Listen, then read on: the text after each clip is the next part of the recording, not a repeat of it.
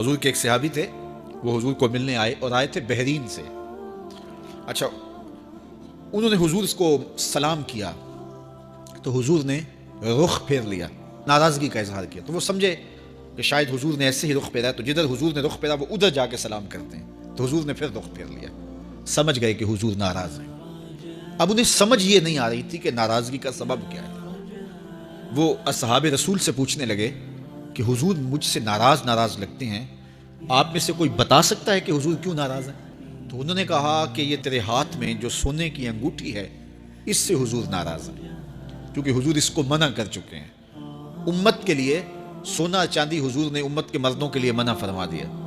सिर्फ 4.5 माशे से कुछ कम की अंगूठी चांदी की, और वो भी अदद में एक हो, शरीयत ने जायज़ रखी है। अगर 2-2 माशे की 2 होंगी तो फिर भी जायज़ नहीं। औरत को जायज़ है 10 अंगूठियाँ पहने, सोने की पहने, चांदी की पहने, ये उसका जेवर है। मर्द को जेवर की ज़रूरत नहीं है, जीनत की ज़रूरत नहीं है। लिहाजा मर्द के लिए एक अंगूठी रखी गई है, वो भी इसलिए कि अगर वो कहीं मुश्किल में हो तो उसको बेच करके 2 वक्त का खाना ले सके। बाकी उसके लिए अंगूठी 4.5 माशे से कम का चांदी या सोना 1 माशा ही क्यों ना हो, उसके लिए जायज़ नहीं है। तो उसने सोने की अंगूठी पहन रखी थी, लेकिन उसे हुर्मत का पता नहीं था। तो उसने कहा कि हुजूर मुझसे क्यों नाराज़ हैं?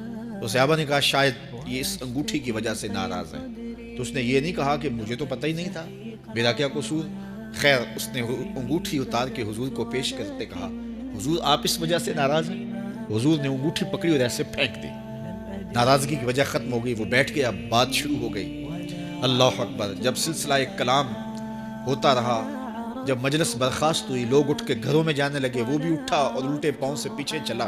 तो किसी ने उसको कहा वो अंगूठी तो उठा लो, सोने की अंगूठी है, कीमती है, चलो तुम्हारे लिए पहनना जायज़ नहीं, तुम्हारी बीवी के लिए तो जायज़ है।